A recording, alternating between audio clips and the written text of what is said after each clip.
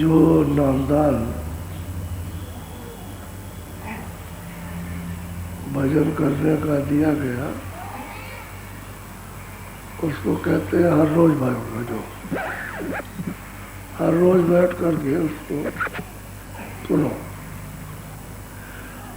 और नाम को शब्द को पकड़ के ऊपर को चढ़ो। मोटा काम और सीधा साधा, इसमें बुद्धिमानी चतुरता चालाकी की कोई जरूरत नहीं। चाहे अनपढ़ हो चाहे पढ़ा लिखा हो, घाट सबका एक है। उसी घाट पर बैठ करके जो गुरु ने युक्ति गुरु ने जो नामों का, रूपों का, स्थानों का जो भेद बताया उसको रोज ये करना, ये है गुरु का नाम। कहते हैं इसको भजन, रोज भजन करो, भजन में भजन करो। प्रतिदिन सुबह शाम जब समय मिले तब करो। दिन में 10 बार करो, 2 बार करो, जब आपको समय मिल जाए तब कर लो। इसको करोगे तभी काम बनेगा।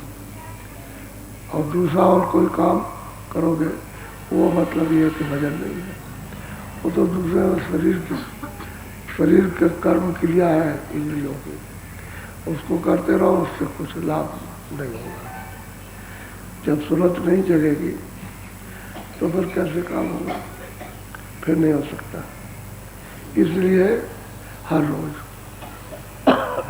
रोज उसको भजो, तब काम हो जाएगा तुम्हारा।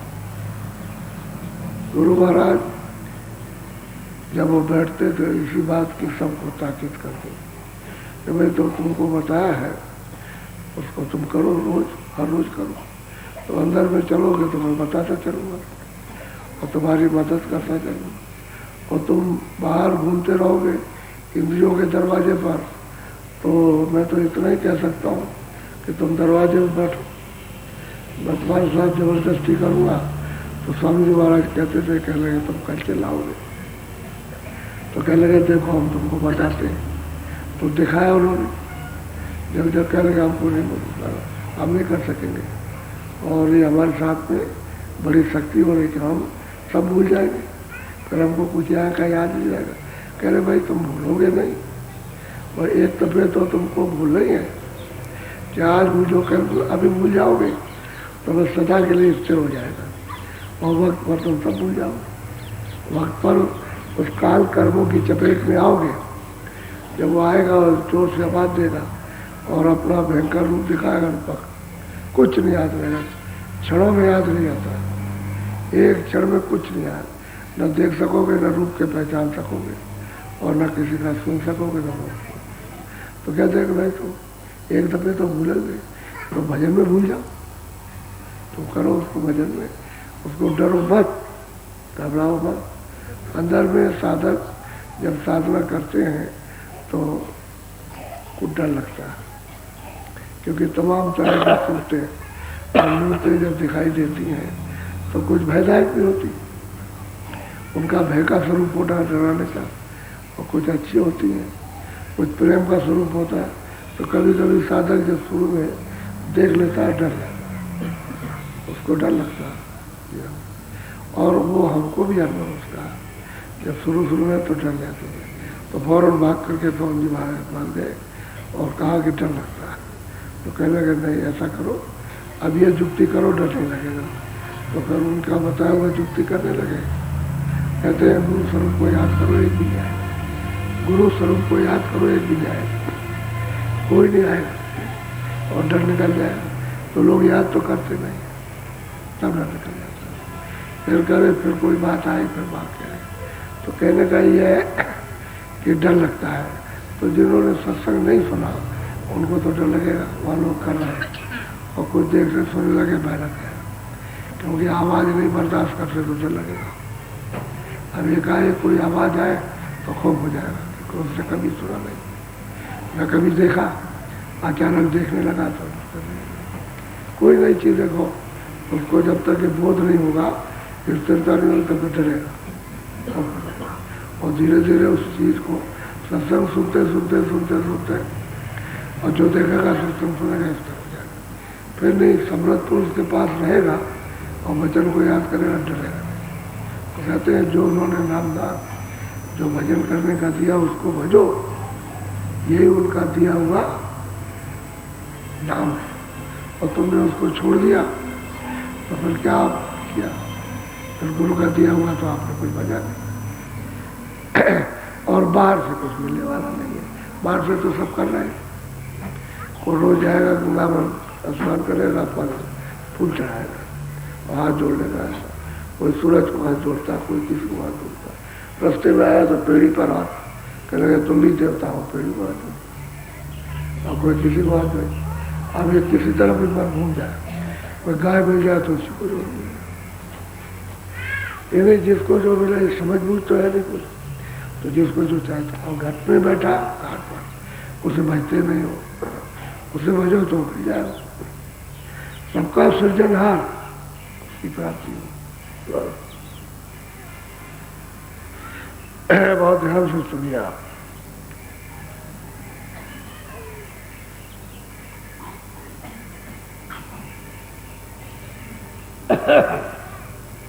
आज आरती एक कहूँ भारी, सोमेरन सत्य गुरु करूँ आधारी। कहते हैं कि आज में आरती, तो जो उन्होंने नामदान दिया है उसका किसके आधार से? कहते हैं गुरु के आधार से। गुरु ने बताया शब्द से लगो, शब्द सुनोगे तो उसमें प्रकाश आ जाएगा। शब्द में प्रकाश है, और प्रकाश कब तक आपको नहीं दिखाई देगा? शब्द सुनाई देगा अंधेरे में, और प्रकाश कब तक नहीं? जब तक कि पर्दा साफ नहीं होगा आपका। शब्द आ रहा, मान लो अगर प्रकाश आया भी तो धुंधला मालूम होगा, फिर उससे फिर पर्दा हटेगा तो उससे साफ हो जाएगा। तो कहते हैं गुरु ने जो नामदान दिया है उसका आधार लेकर के, और एक दृष्टि, एकाग्र दृष्टि, उसी को तभी आरती कर सकोगे। एक दृष्टि नहीं बनेगी तो आरती नहीं।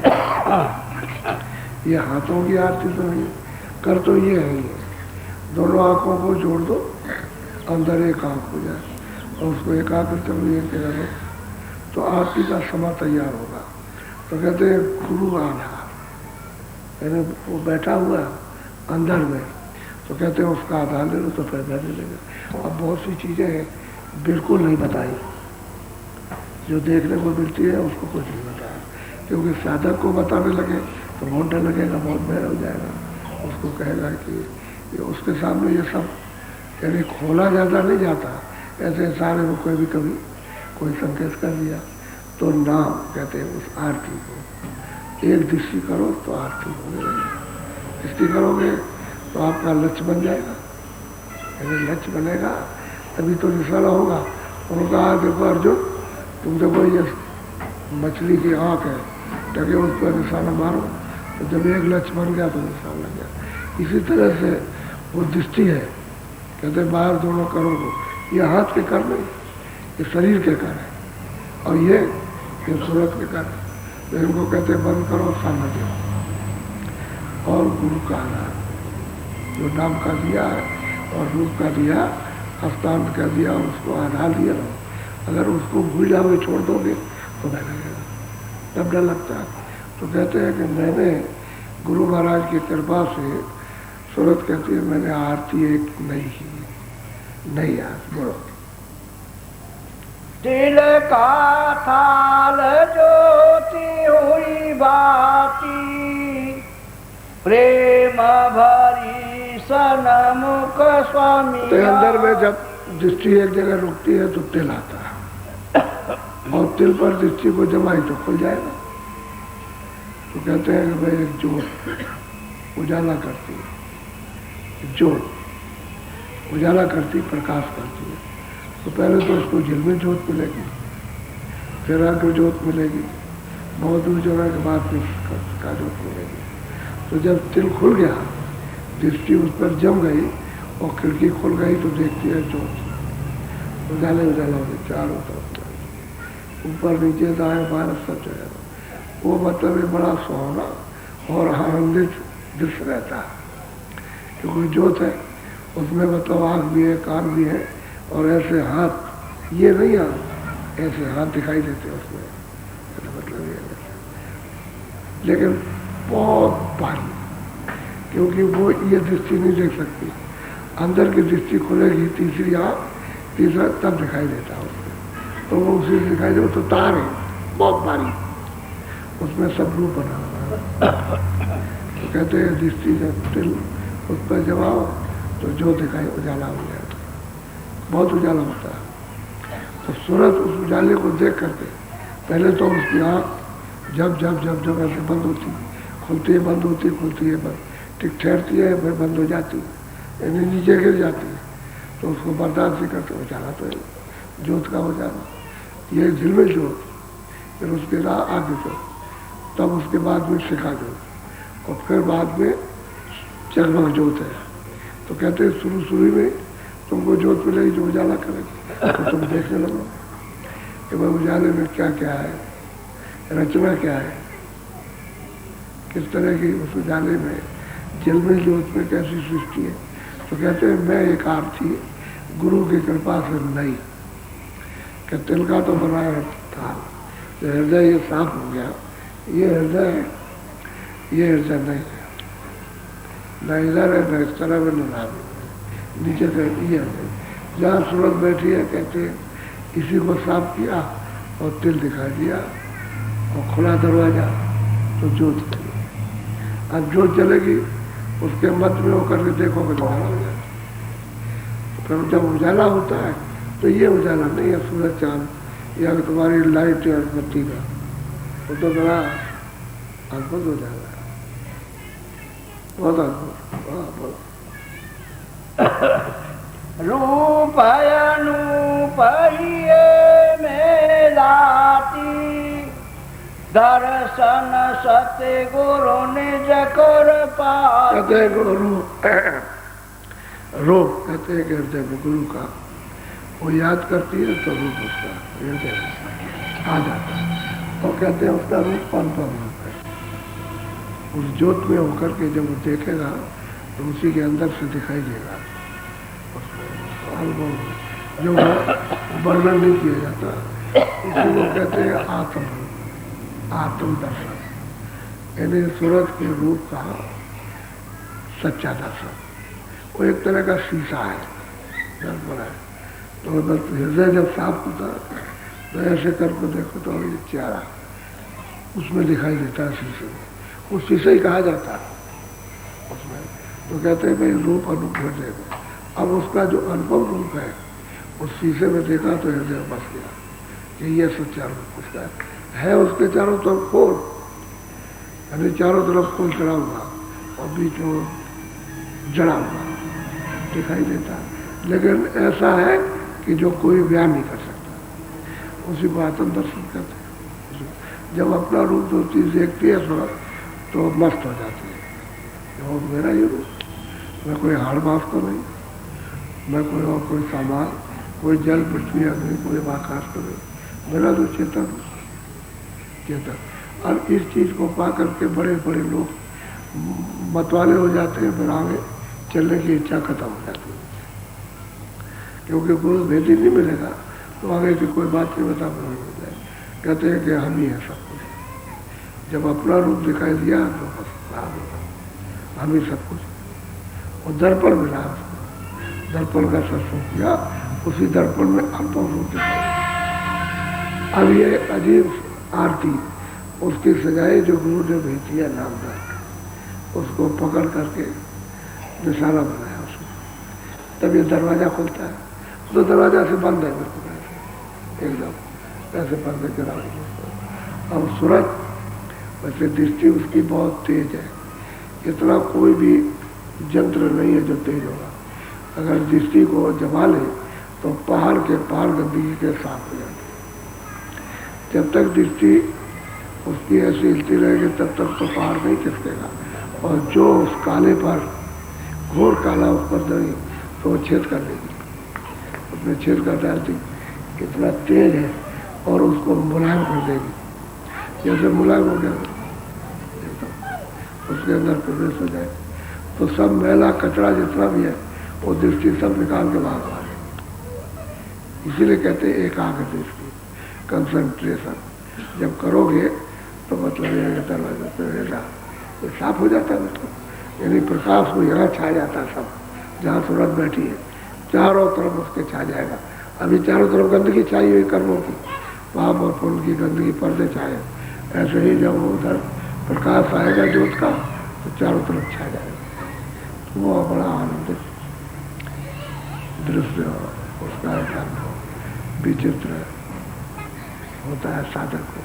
बोलो मैं चकवी सतगुरु हुए चकवा, रहने भाई तो हुआ बिछोड़ा। वो कहते हैं भाई मालिक और सूरत वो इस पार है, मालिक उस पार है, यानी नदी है तो मालिक तो उस पार रहता है और मैं इस पार रहता। तो कहते हैं कि हम दोनों साथ थे लेकिन बाद में क्या हुआ, बिछोड़ गया। जब रात आई, जब कर्मों की रात आई तो बिछोड़ गया, तो मालिक उधर हो गया सूरत इधर हो गया। पहले दोनों एक थे, अलग अलग नहीं थे, एक ही साथ रहते, अब अलग है। उस पार चले गए इस पार, लेकिन अब यह है कि उसको तड़प है कि रात्रि को बाहर हो गए इधर हो गए, चिल्ला रही, सूरत चिल्लाती है कि आप मिलो आप मिलो, आप अलग हो गए, अंधेरा हो गया, दिखाई नहीं देता, सुनाई नहीं देता, तो वो चिल्लाती है और मालिक उधर से आवाज़ देता है कि भाई तुम मेरी आवाज़ को पकड़ो तो तुम इधर चली आओ, तो तुम चली आओगे तो मुझे पालूंगी और मैं तुमको ले चलूँगा। तो वो दृष्टांत तो देते हैं चकई चकवा का कि सूरत इधर नीचे बैठी है, तो शब्द छूट गया उस पार है। अब ये बीच में जो एक तरह की दीवार लग गई कर्मों की, ये कैसे इसके पार जाएंगे, तो उसका गुरु यतन बताते हैं कि भाई तुम एक हाथ, तो सूरत कहती है कि मैंने एक अद्भुत आरती, इन्हें उसका थाल सजाया, कहते हैं तिल का थाल सूरत बात, तिल की सूरत की बात ही बनाई और फिर ज्योत उसको देखा, उसका दर तो झिलमिल ज्योत होती है। उसी को पहले ही साधक जब शुरू में साधन करता है तो ये जरूर आएगा, बगैर इसके मिले हुए आगे नहीं जाता। लेकिन बहुत मस्त उसके दर्शन से छोटी मोटी मस्ती नहीं आती, जैसे चक्रवर्ती राज उसके सामने क्या ऐसा हुआ है। यानी वो तो देवता है, जो जलमिल ज्योत है उसमें तो रूप है, जब उसका होता है तो ये राजा फाजा ये सोना चांदी उसके सामने कुछ।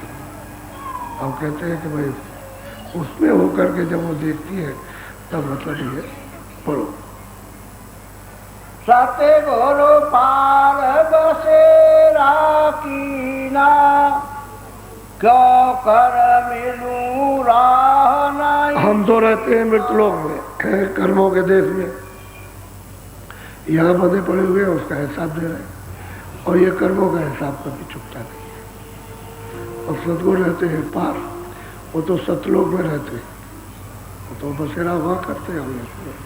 हम यहाँ रहते हैं तो हम उस पार जाएंगे कैसे, जब तक कोई आधार न मिले तो उस पार कैसे जाए। तो उनका भाषा उधर अपने देश में और आपका भाषा परदेश में। अब सूरज चलाए, अब वहाँ से आए वही रूप धारण करके एक छोटा रूप लेकर के आए और बताया कि अरे मालिक तुम्हारा था, चल मेरे साल में तुझको ले चलो, मुझे सब मदद करूँगा, सब साथ सामान सब चलने का तैयार करूँगा। अब वो चिल्लाती है कि भाई मालिक तो उस पार और हम इस पार, तो अब कैसे जाएंगे, तो सारा तो लेना ही पड़ेगा। तो सदगुरु का जब सारा मिल जाएगा तब तो जाएगा, वैसे किसी साल मिल जाएगा। जो उसको आराम नहीं जाने वाला नदी को पार उतर गया वही उतार सकता, और जो नदी पार नहीं उतर क्या 3 लोगों के परे जब जाएगा कोई ले जा सकता उस पार, और जो 3 लोगों के परे नहीं जा सकता तो जी रहे। अच्छा हम तो 3 लोगों में भी नहीं जाते, ये मृत लोक में रहते हैं, जड़ लोक में, अज्ञान लोक में, अंधकार लोक में, कर्मों के लिए कोई रहते। हम अपने कर्मों को नहीं उतार पाते, किसी का हिसाब देते 84 में देते हैं, चारों खानों में, फिर नरकों में ले जाता है, नरकों से फिर 84 में डालता है, बस ये हिसाब मिलता है, कभी चुकता ही नहीं। और जब कभी भी मनुष्य शरीर में आए तो फिर कर्म किया, मिला दिया मुझे, कर्मों का हिसाब सब आप। अब हिसाब को ही कौन बैठे, कौन इसको साफ करे, कौन लड़ाई करे। अब कोई मिल जाए ऐसा तो कहते हैं भाई वो तो अब खबर लगी, वो तो पार रहते हैं, हम तो इस पार हैं, अब कैसे जाएंगे। तो महापुरुष कहते हैं भाई तू उसका सहारा ले। तो क्या उस वहाँ से नाम आ रहा, ये उसी का छोटा रूप, जो शब्द वहाँ से आ रहा, आवाज आ रही तेरे आंखों के सामने, तो तू इसका सहारा ले ले, तो मेरी ताकत तुझको मिल जाएगी। जब ताकत मिलेगी तो उसी के सहारे में उतर के आता हूँ और जाता हूँ, आता हूँ, जाता हूँ, तो तुझे मुझे देखने लगेगी। जब मुझे तू देखने लगेगी, मेरा साथ तेरा हो जाएगा, मैं उस पार ले चलूँगा, उस पार कर दूँगा। तो कहते हैं सदगुरु तो उस पार है, जो पार ले जाने वाले, और हम इस पार है। कितना अंतर है, अब अंधेरे में और उजाले में बैठे हुए। अब हम जाए तो कैसे जाए, तो जुक्ति बता रहे हैं कि भाई नाम जो बताए उसको पकड़ो, उसका भजन करो और फिर चलो। तो इधर भी सहारा दे देंगे, उधर भी दे देंगे। बोलो। तारा पूछे न चैन पिया के वियोग, कस पाऊँ अब पिया संजोग। कहते हैं कौन सा ऐसा संजोग, कौन सा ऐसा भाग खुल जाएगा, जो मतलब ये है कि पिया को पाने के लिए बहुत तड़पती है, बहुत तरसती है, बड़ा पश्चाताप होता है, कब मिलेंगे। खबर दी है कि वो तो पिया तुम्हारे सतलोक में और तुम मृतलोक में पड़ी हो, तो अब तड़पती है कि कैसे मिले। तो बल तो होना चाहिए, जब यहाँ मिलेंगे सतगुरु तो वो तुमको बल देगा, तो बल तो दे रहे, तभी तो साथ सामान अपनी आरती का तैयार कर रही है। अब वो तड़पती है कि जल्दी आप उस पार है, मैं इस पार हूँ, तो दर्शन कब होंगे। बहुत वो दिन कब आएगा जब आपका साक्षात्कार दर्शन होगा।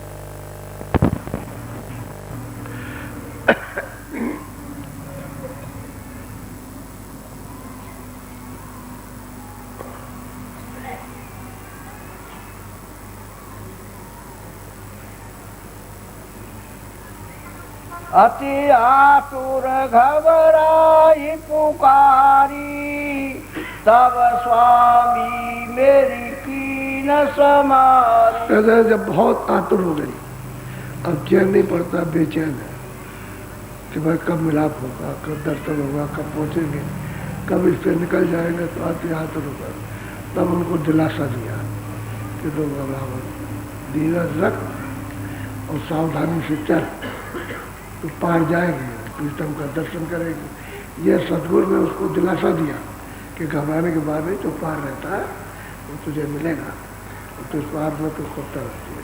तो इतना आता हो गई कि अब क्या किया जाए, अब कोई रास्ता नहीं मिलता। तो साधक प्रेमी घबराते हैं कि जब चलने का रास्ता जब मिल जाता है, चल पड़ते, पता लगता है कि वहाँ अपना घर है, वहाँ तो प्रीतम मालिक, वो तो माता पिता है, वही सब कुछ है, वो तो अखंड है, वो तो खंडित कभी होता नहीं।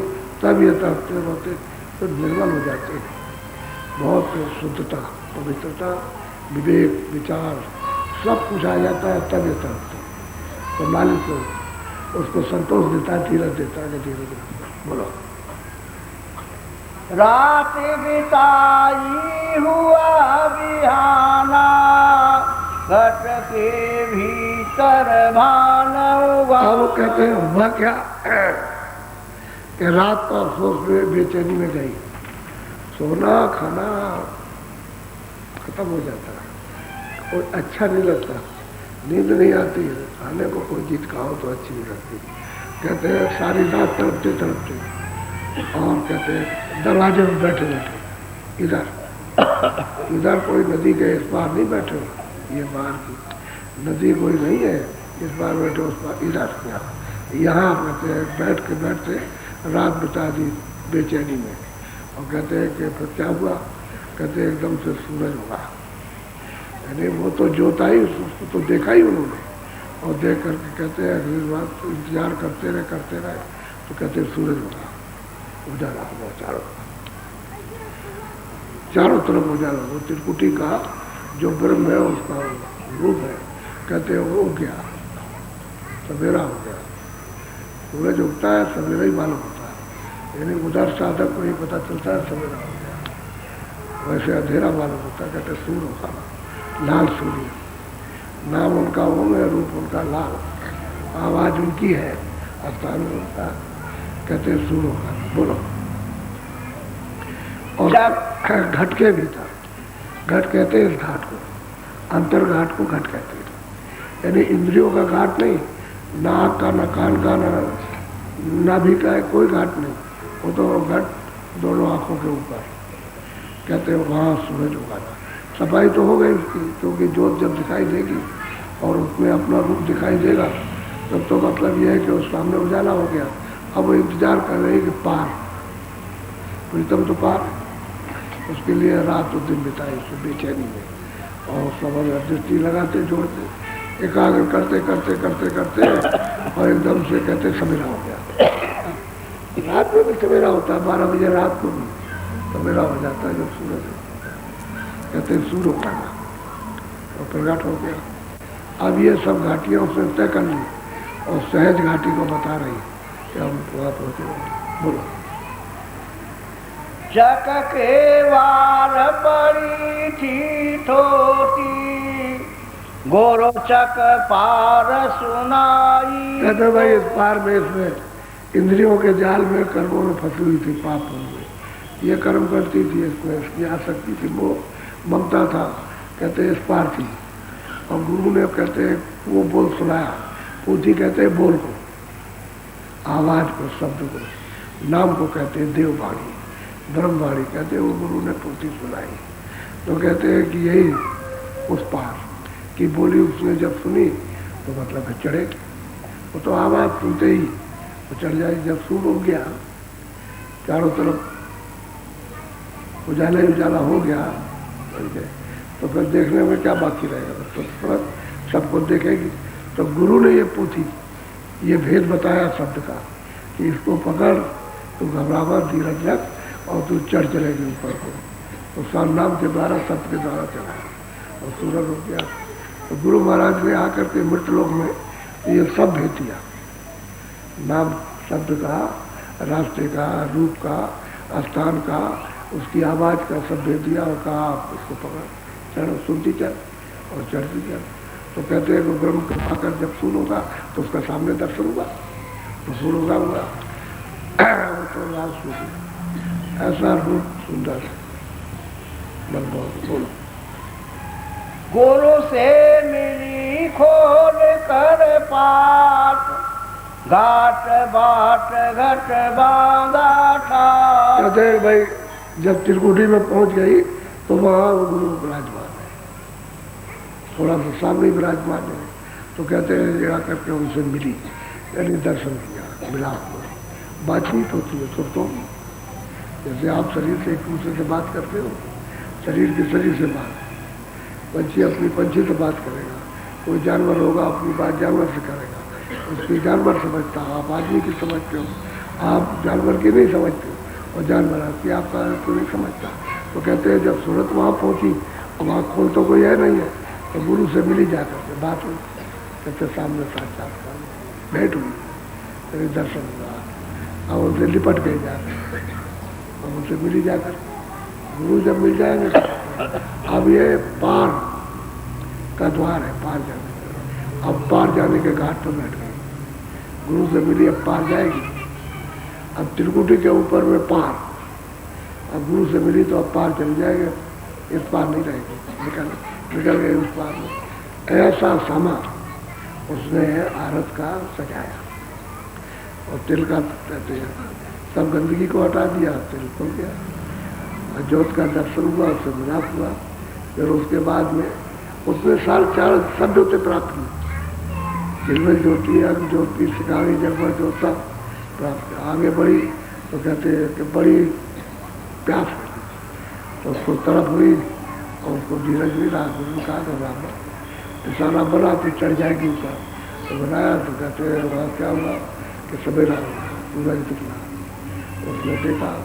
अब वो तो कहते हैं कि अनेकों ब्रह्मांड है, 1-2 ब्रह्मांड ब्रह्मलोक में अनेकों बड़े बड़े ब्रह्मांड है। और गुरु स्थान वहाँ पर उसी को कहते हैं गुरुद्वारा। उसको जैसे ही प्राप्त करेगी बस उसके बाहर होगी, इस पुल के बाहर उतर सही हुई, तब उसको घाट का सच्चा अपने प्रीतम का तब रास्ता मिलेगा। वो प्रीतम का बगैर वहाँ बैठ पहुँचे हुए रास्ता नहीं हो सकता, क्योंकि वहीं से सब काम उसका बनेगा। इतनी मेहनत तड़प की, यदि बेचैनी कि उसको नींद गई और भूख गई और उसको कुछ अच्छा नहीं लगता संसार का, तब जा करके और यही सुरते कमा लेते। महापुरुषों की दया यही लूट लेती है, रो के गा के चिल्ला के समझ के याचना करके प्रार्थना करके और सुमरन से ध्यान से भजन से जो कहते उनकी कृपा ले ली और दया कृपा से काम बन जाता। और दया कृपा ना रहे तो कुछ नहीं होगा, तो कुछ नहीं होगा। लोहा जो चुंबक संग मिली सोराते शब्द से जा। हम कहते हैं कि वो दृष्टांत क्या देते हैं कि लोहा जो है जब चुंबक उसमें बीच में कोई काई रहेगी या जंग लगा रहेगा तो नहीं खींचेगा, जब साफ लोहा होगा तो कैसे खींचेगा चुंबक। ऐसे ही सूरत के ऊपर में कोई खोल, ये स्टूल खोल या लिंग खोल या सूचम या कारण खोल, कोई भी खोल आएगा तो वो शब्द उसको नहीं खींचेगा। चुंबक है, वो सूरत का चुंबक है। और जब इस पर कोई पर्दा नहीं रहा तो उसने सट से अपने में खींच लिया, मिला लिया, अपना रूप कर लेता। यही सूरत उसका रूप हो गई, शब्द का आवाज, जो वहाँ की आवाज है उसी का रूप हो गया। अब सूरत शब्द रूप हो गई। जब शब्द रूप हो जाती है तो ब्रह्म से ज्यादा प्रकाश ये जो सूरत बैठी हुई है दोनों आंखों में पीछे इसमें हो जाता है, इतना प्रकाश होता है। और शक्ति बहुत होती है।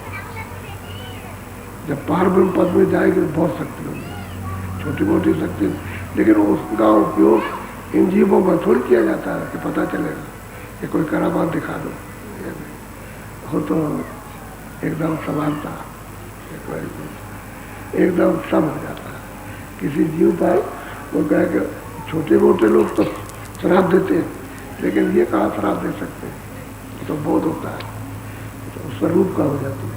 तो कहते हैं फौरन उसने शब्द में स्वरूप को अपने में मिला लिया, क्योंकि वहाँ सुनने का शब्द आ रहा, 10वें द्वार का शब्द आ रहा, किंगरी सारंगी वहाँ बज रही है, और बस उसने जो सुनी तो फौरन, क्योंकि गुरुपद का दर्शन करना उसके लिए वो घाट है ऊपर जाने का, तो घाट पर बैठ गए और वहाँ से बस शब्द आ रहा, उसी के साथ मिल गए।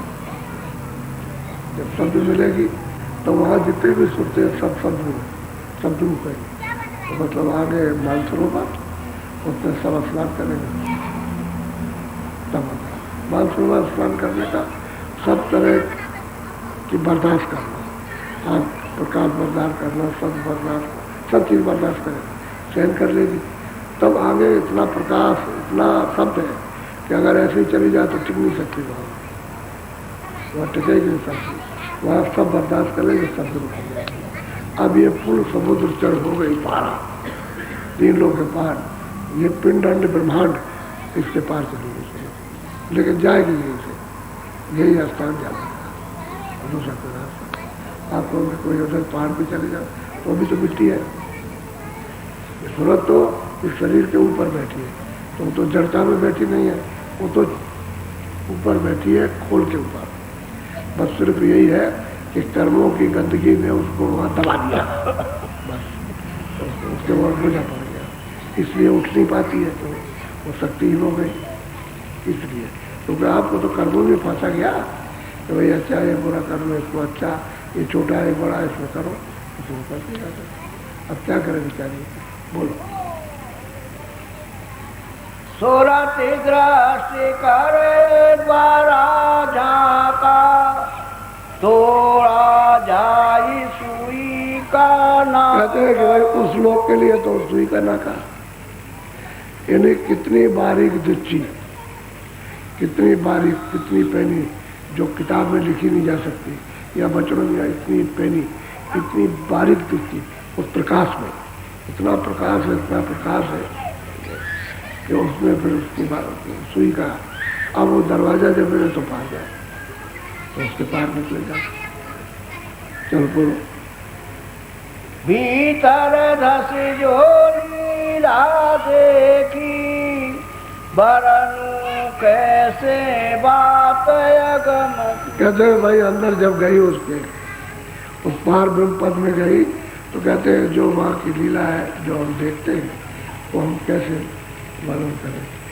यानी उसका कोई वहाँ पर नमूना कोई मिलता नहीं कि ऐसा है, इस तरह का है, तो सोचते ही उसका अनुभव करती वहाँ जाती, उन्हीं के देखने की चीज़। अरे बेटे शहर को, किसी पहाड़ को यहाँ से जाओ देखने के लिए, तो बाहर से देखो तो पूरा वर्णन नहीं कर सकते, ये कहो बहुत अच्छा है, बहुत सुंदर है, बहुत साफ है, लेकिन वर्णन नहीं कर सकते आप। तो जब बाहर की चीज़ देखते हो दो आंखों से, शरीर की आंखों से, वो वर्णन नहीं कर पाते। कोई चीज़ खाओ, इतना ही कह सकते हो बहुत मीठी है, बहुत स्वादिष्ट, लेकिन वर्णन नहीं कर सकते।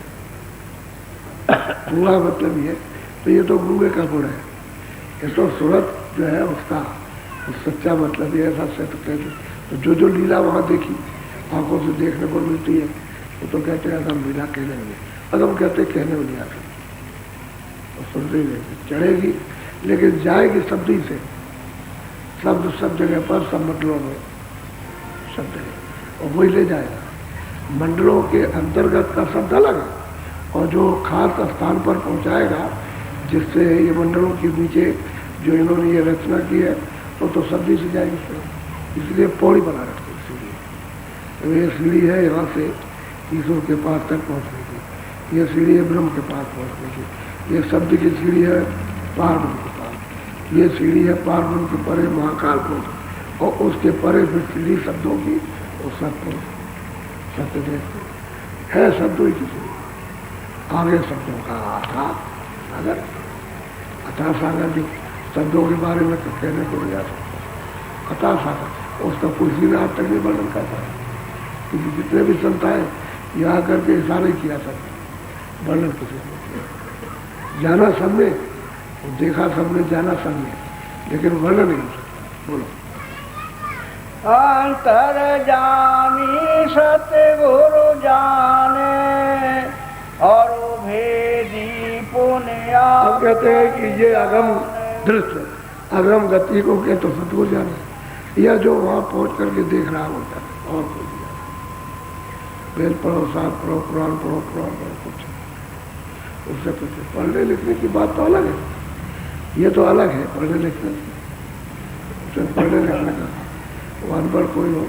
अब ये जितने भी महात्मा पास आए एक अच्छा नहीं जाते, जो पार हुए एक अच्छा नहीं जाते, वो अच्छा पार हो गए, बहुत मतलब सब कुछ जानने लगे, और जो पढ़े लिखे पार हुए वो कहते हैं कि भाई हम नहीं जान पाते, और मतलब जब वो वहाँ जाएंगे तभी जान सके, वैसे नहीं जाए। बाहर से कहते हैं हमने तो बाहर से बहुत पढ़ा, लेकिन कुछ नहीं जान पाया, और जब देखा अंदर दस करके तब चिल्लाए। ये तो मतलब ऐसा रहस्य है कि रहस्य रघुनाथ का, और वेग में जाना है कोई जो जाना सुनमुर के पास, सपने में होगा, कहते गुरु के पास है। अरे वो जो परम पद में जो गुरु यदि हरि बैठा हुआ, कहते वो बैठा है सबसे, उसकी कृपा हो जाएगी। अब वो आता जाता तो है नहीं, अब वही जो संत आते हैं वो उसी का रूप, उसी का बोध लेकर शक्ति लेकर आते और उसी का भेद बताते, दूसरा और कुछ नहीं कि भाई चलो ये रास्ता है चलेगा, और रास्ता तुम्हारे अंदर से, अब तुम बाहर ढूंढते फिरते हो तो भाई चलो इधर मिल जाएगा, भागते रहे, जन्म बिता दिया करते करते भाग दौड़ करते, देखते देखते सुनते सुनते बात और क्रिया कर जब इसका अब ये अंदर का रास्ता है कि यहीं से चलो अंदर तो सब कुछ मिल जाएगा। इसी से स्वर्ग मिलेगा, वैकुंठ मिलेगा, और इसी से ऊपर में ईश्वर का ब्रह्म का सब निकलते हुए पार हो जाओ। लेकिन होना चाहिए गुरु, बगैर उस महापुरुष के नहीं हो सकता गुरु। अब यही तो सूरज चिल्ला रही है कि भाई देने वाले तो गुरु, तुम्हारा सारा मिल गया, तुम उस पार रहते, मैं इस पार रहता हूँ। अब चिल्लाती है, रोती है, चीखती है और व्याकुल हो रही, तो फिर उसको समझ देते कि चलेगी वो पिया से मिलेगी क्या। बोलो श्याम से तके मध्य समानी घंटा शंख। फिर वहां पे नीचे उतर जाए कि भाई कोई लोग शायद मतलब ये समझ ना सके तो कहते हैं श्याम सुंदर, श्याम सुंदर कहते हैं। जो सैदल कमल में बैठे हुए श्याम सुंदर, उनकी बाड़ी क्या है, घंटा कहते हैं यहाँ फंस गई और उनसे मिल जाकर के उनके अंदर समाई, यानी उस पार चली गई। समाने का मतलब है उधर माज उधर, उस पार सोलह नजर आया तो कहते हैं कि भाई श्याम सुंदर में समाई, उससे मिली जा करके पार हो गई, उस पार चली गई। अब फिर समझा रहे कि शायद कोई मतलब इसको भूल जाए, तो फिर नीचे आकर के फिर बताया कि नहीं ऐसे चलो, घंटा शंख की बाणी को सुनो। जब उस आवाज को घंटे शंख की सुनोगे, वो तो मतलब है जब बजेगा तो तीनों लोग में बज रहा, वो एक लोक में। लेकिन ये मंदिर वाला घंटा मस्जिद और वो मतलब है गिरजाघर का नहीं है, ये घंटा है इधर उसका जो तीन लोग का मालिक है, जिसको मुसलमान खुदा कहते हैं, हिंदू ईश्वर कहते हैं, ईसाई उसको गाट कहते हैं, उनका घंटा बनता। और उसी का चिन्ह है आपके मंदिर को मस्जिद में, गिरजाघर में। जिन्होंने उसको सुना उन्होंने मतलब ये है कि अब खुद ही किया। नीचे के लोगों ने कमाई की, नीचे वाले को सुना उसको, किसी ने देखा तो बताया, किसी ने उसकी छाया देखी तो उसने कह दिया नहीं है, देखा ऐसा बना हुआ तो नहीं देखा, और किसी ने देखा नहीं ऐसा बना है, इस तरह का है, तो उसने कह दिया मंदिर। अब वो अलग अलग भिन्न भिन्न मतलब ये। तो किसी ने कुछ देख लिया, किसी ने पर्दे देख लिया, वहीं से लौटा। प्रकाश तो है, लेकिन यह है कि प्रकाश में भी पर्दा दिखाई देता है, उसका पर्दा प्रकाश में दिखाए। तो पर्दे को देख लिया कि नहीं वो बड़ा चमकदार है, बड़ी रोशनी है, बड़ा ऐसा है, और बड़ा नूर है, उसमें नूर बरसता है, और कहते हैं ये नूर है, उसी का नूर है, उसी का। वो उसको देख करके लोगों को कहने लगा नूर है, ये जीवात्मा उसकी अंश है। लेकिन नहीं, अंश तो सत्पुरुष की है, क्योंकि ईश्वर भी तो उसी सत्पुरुष का अंश है, और ब्रह्म भी उसी का अंश है, पार भी उसी का। और ईश्वर जीव आए चारों चार सब उसी के अंश है। बीच में न जानने के कारण किसी को भी याद नहीं बना लीजिए मैं आप ही का, जैसे कहते हैं आप ही मेरे मालिक हो, कहते ही हो आप मेरे मालिक। अब पर पति होता है तो उसको कहती है भाई आप पति हैं, परमात्मा है, कहते पति परमात्मा, तो किसी को मान लीजिए आप किसको चाहे। लेकिन सच्ची बात यह है कि वो मालिक सबका, ये तो बीच में है, तो तपस्या की तो मांग करके सब ले आए, फिर को दे दिया गया अपना काम, और आज अपना स्थापित किया अलग से। तो अब तो वो डर नहीं देते, महात्मा आएंगे तभी आप जाते, वो नहीं मिलेंगे कोई नहीं, एक भी जीव नहीं आ सकता। बोलो सूर चांद दो दिश देखे, सुख मन गगनाता। कहते हैं कि सूरज और चांद इधर उधर देखे, और वो कहते हैं कि तारे भी बहुत मंडल तारे थे, सूरजों के बहुत मंडल है, चांद के भी बहुत मंडल कहते थे।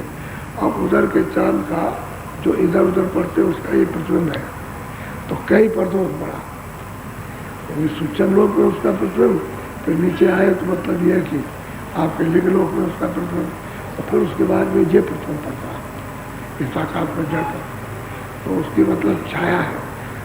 जैसे शीशा एक लीजिए सामने और थोड़ा सा तिरछा कर लीजिए तो सूरज का कमरे के अंदर जाएगा, लेकिन जितना सूरज में प्रकाश उतना उस कमरे के अंदर में जो उसका प्रतिबिंब जाएगा उतना प्रकाश नहीं होगा। ठीक है, याद वो उसका ही है। कई पर्दों पढ़ करके ये पर्दे पाया ये असली तो सूरज चांद ऊपर में असली सूरत चांद। वहाँ जब सूरत अंदर जाती है, घंटा संग सुनती है, तो ऊपर में जब चढ़ती है तो सूरज चांद। अब फिर उसके बाद उन्होंने कहा 1-2 सूरज चांद भी बहुत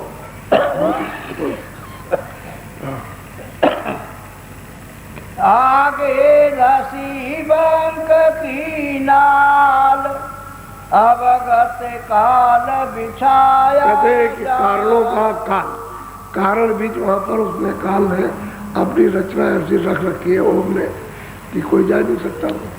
विभिन्न बात की रचना, उसको भुलाने भगाने के लिए, उसको नीचे गिराने के लिए बहुत रचना रख रखी है।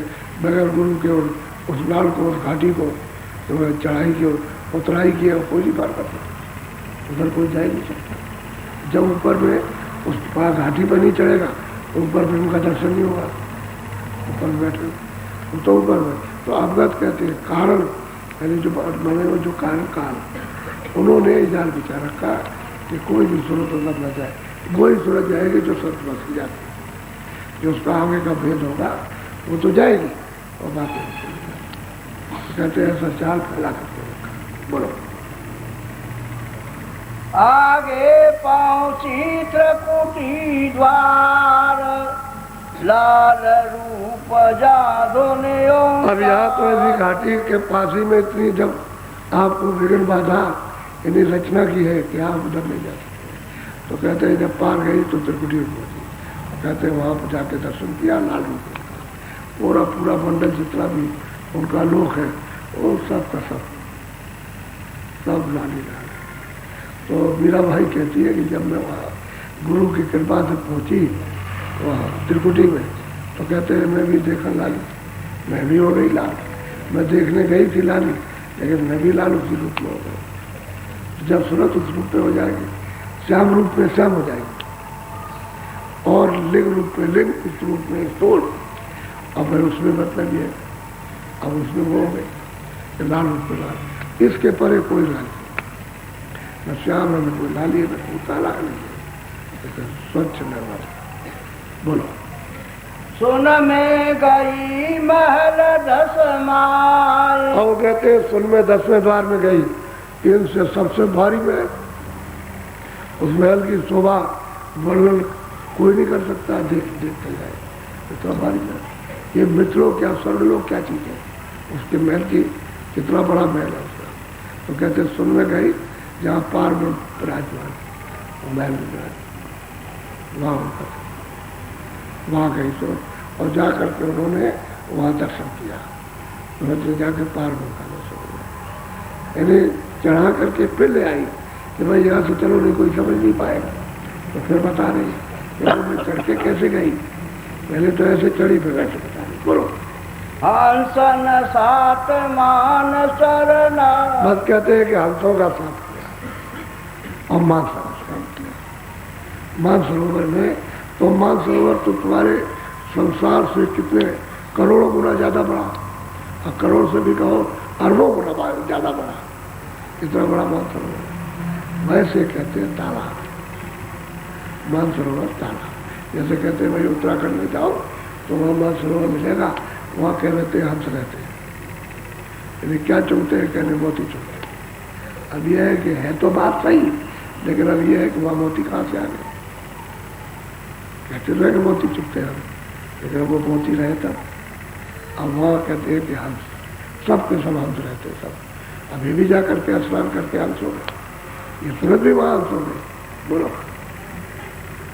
श्वेत श्वेत वह सोना दिखाई। कहते हैं वो शून्य की रचना और वो स्थान, वो जो महल है, वो सब सफेद ही सफेद है, श्वेत ही श्वेत। उसमें कोई नीला पीला सब सफेद, सब जो कुछ नहीं, ऐसा महल होगा।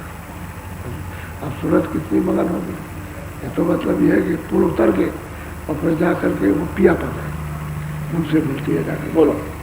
चंद्र चांदनी चौक लखा। कहते हैं भाई वो तो वहाँ चंद्रमा, यानी उनका रूप का एक इशारा किया है, संकेत कि उनका रूप कैसा है, पूर्वासी के चांद के। तो इसमें तो काला डब्बा है, उसको कोई डब्बा नहीं, अब वो सफेद ही सफेद, लेकिन रूप उन्होंने इशारा किया उस रूप का तो वर्णन कोई नहीं कर पाएगा, लेकिन हिसाब रखिया है कि टाइम क्या अब तो उसमें सर आँख भी उसमें, कान भी उसमें, पूरा रूप है उसका। और सूरत का जो रूप है उसको देखती हो, वो तो पिया पद है। तो कहते हैं कि वो उसने देखा जाके सुनिए, सुन कहते हैं 10 मिनट बाद जहाँ पार में विराजमान है। अब ये कहो कि सब एक एक कैसे हो जाएगा, तुम्हारे अंदाजा लगाने से एक हो जाएगा, सब अलग अलग। बोलो शिखर चढ़ी पश्चिम के द्वार, महासोन के हो। कहते हैं कि इतने बड़े बड़े शिखर पर्वत, इतने बड़े बड़े पर्वत हैं कि अरबों अरबों जोजन के ऊंचे, एक जोजन का 4 कोस होता है, अरबों अरबों जोजन कहते हैं कि शिखर पर चढ़ती है। अब किस तरह से चढ़ाई होती है वो तो एक है अरबचनीय बात सुनने को मिलती है, लेकिन सुन चढ़ती है उस पर, और चढ़ेगी शब्द ही से, दूसरा कोई चढ़ेगा नहीं, शब्द आ रहा, आवाज आ रही है, उसको पकड़ के चढ़ेगी। इतना मील का सफर, इतने जोजन का सफर करती है, तब चढ़ के जाएगी। ये तो मैदान बहुत बड़ा है, अरबों से भी ज़्यादा का है ये मैदान। जो भंवर गुफा का मैदान है वो तो इससे भी ज़्यादा, महापुरुषों ने तो सिर्फ गिनती में एक संकेत किया कि अरबों मतलब है जोजन, इससे भी ज़्यादा का। अब अरबों जोजन ऊपर, अरबों जोजन नीचे, अरबों जोजन दाएं और बाएं, तो उसका सूरत कहती है कि इसका अनुमान नहीं कहा कि कितना आगे जाना, कितना ऊपर जाना, कितने इतना बड़ा है। तो अब ये सूरज चढ़ जाती और सबको देखती है पास है, तो सूरज चढ़ी। अब वो महासुन का ऊपर में भगवान उपासनाथ है जिसमें महाकाल पुरुष बैठे हुए, उन्हीं का नाम सोम पुरुष है। अब देखो रामायण में क्या कहते हैं, सोम अस्मृति अखंडा, सोम पुरुष है, वहाँ उनके दर्शन से अखंड वृत्ति हो जाती है, फिर कभी खंडित नहीं हो सकती। सोम अस्मृति अखंडा आत्मा मूल सुस्त का सा, तभी जीवात्माओं को सच्चा सत्यों का अनुभव होता है। वैसे नहीं होता, अखंड वृत्ति नहीं होगी तब नहीं होता है। बोलो भमर गुफा का भारा, सोहम मुरली सुनी पुकार। कहते हैं वहाँ उस गुफा पर, स्थान पर सोहम मुरली बज रही है, सोहम पुरुष मुरली होती बजा रहे हैं, और वहाँ बार आवाज होती है। अब सूरत इसको सुनती है। अब वो बताइए नीचे से ऊपर तक यही तो कह सकती है अनंत बाजा है, यही कह सकते, बाकी उसकी व्याख्या करना चाहता है। संतों ने एक एक चीज को समझा, छोटी से छोटी से बड़ी, तो जितने उनको इशारे यहाँ मिले उतना तो इन्होंने इशारा किया। इन्होंने कह दिया मैं अब नहीं हो सकती, क्योंकि वो चीज़ यहाँ मिलती नहीं है। अब वो चीज़ जो इशारे में बताई जाएगी तो आप समझ नहीं पाते, तब आप समझते हो कि भाई जड़ का इशारा किया तो ये चीज़ होगी। तो सोहम उसी सुनिया वो बंसी बज रही है, वो बंसी पूरे लोक में, और यहाँ तक बज रही बंसी, क्योंकि यहाँ बैठ करके दोनों आंखों के पीछे जब सफाई होती है तो यहाँ तक सुनाई देती है, यहाँ तक आ रही है। बोलो चौक पड़े सतलोक समानी। सबसे बड़ी है ये तो महापुरुषों ने इशारा किया, कहते हैं उसके आगे जो चौक है वहाँ से आगे, वो भी तो अरबों जोजन का आगे है, उसके बाद चलने के बाद तब सतलोक में दाखिल हो, तो सतलोक की कौन महिमा करेगा, उसकी तो कोई कर नहीं सकता, और वही वो सतपुरुष विराजमान। बोलो सात पुरुष धुन बीन बखानी। कहते हैं भाई सतपुरुष की जो महापुरुष आए, गुरु आए, उन्होंने बताया कि भाई ये उनका शब्द है। अब तुम शब्द को पकड़ के चलो तो इससे धीरे धीरे से चढ़ जाओगे, शब्द को बर्दाश्त करते जाओगे, चढ़ते जाओ, और बर्दाश्त नहीं करेगा तो बस रह जाओगे।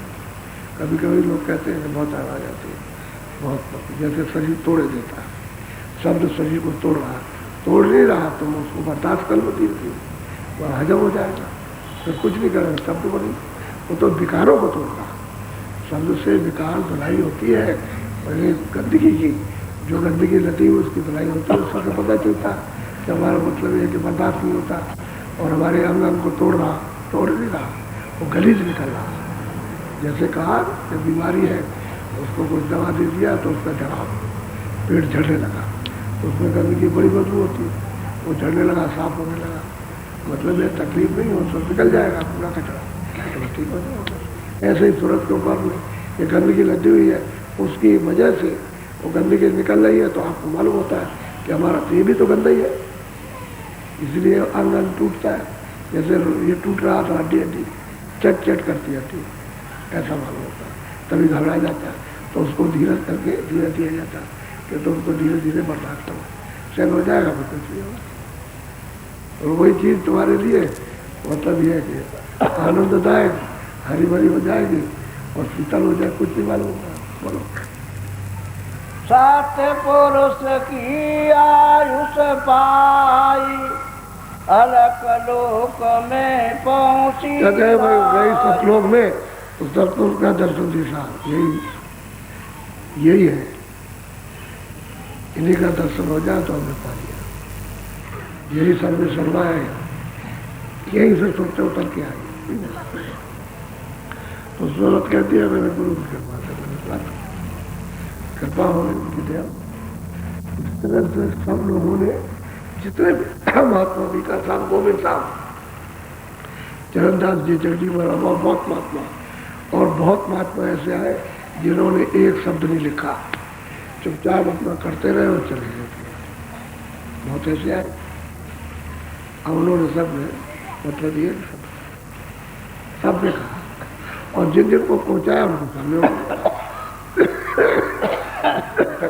तो रास्ते पर चलो जल्दी से, क्योंकि देर मत करो, क्योंकि ये चाम है, मानो नहीं चमड़ा है, ये तो गलने वाला है, नासवान चमड़ा है, इसमें सूरत बैठी हुई इसी से चमड़े से, इसी मनुष्य शरीर से कुछ कर लो अपना काम, नहीं तो ये तो मतलब ये पुराना हो जाएगा, अरे मतलब खारिज हो जाएगा, पुराना होगा कहेगा अब यही कहता है इसका मन के मैं तो चले जाते हैं, अब इसमें कुछ रहा तो खारिज हो झीड़ हो गया। अब वो उपजात कहता है मेरी मृत्यु आज ही हो जाए, ऐसा कहता है। अब तंग आ गया ना, परेशान हो गया, अब उसको अपना शरीर अच्छा तो जाएगा तो समय से ही, लेकिन अब ये है कि ये तन है, ये चाम इसी में तुरंत को जगा लो और नाम के साथ जोड़ो, निकलो। बताया जा रहा, मदद के लिए कहा जाता है क्योंकि तुम महाराज मदद कर रहे, हमसे तो ये कह रहे हैं कि देखो भाई हमारा धन है तो किलो बांट कर, और उनसे ये कहना कि भाई गुरु महाराज मदद करेंगे, हम कुछ नहीं जानते। तो हम तो लोगों से कहते हैं भाई तुम ये काम करो, भजन ध्यान समझ का, और गुरु महाराज हम तो उनकी आज्ञा का पालन कर रहे हैं। तो उन्होंने कहा कि मेरा धन बांट देना, तो मतलब है मेरे पास कुछ नहीं, मेरे क्या मेरे पास कुछ नहीं ना, पहले था ना, अब किसी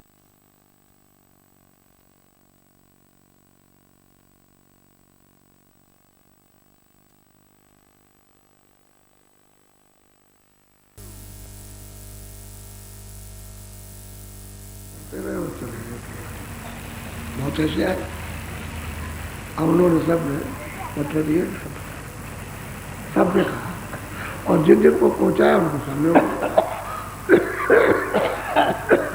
तो रास्ते पर चलो जल्दी से, क्योंकि देर मत करो, क्योंकि ये चाम है,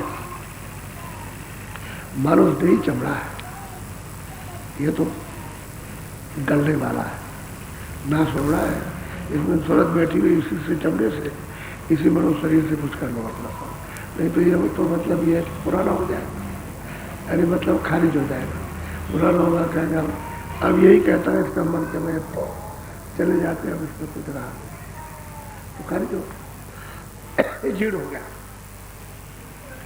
अब वो उपजात कहते हैं मेरी मृत्यु आज ही हो जाए, ऐसा कहता है।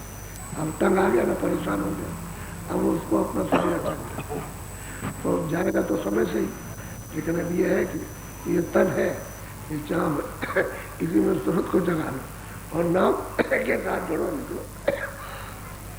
बताया जा रहा, मदद के लिए कहा जाता है क्योंकि तुम महाराज मदद कर रहे, हमसे तो ये कह रहे हैं कि देखो भाई हमारा धन है तो किलो बांट कर, और उनसे ये कहना नहीं भाई गुरु महाराज मदद करेंगे, हम कुछ नहीं जानते।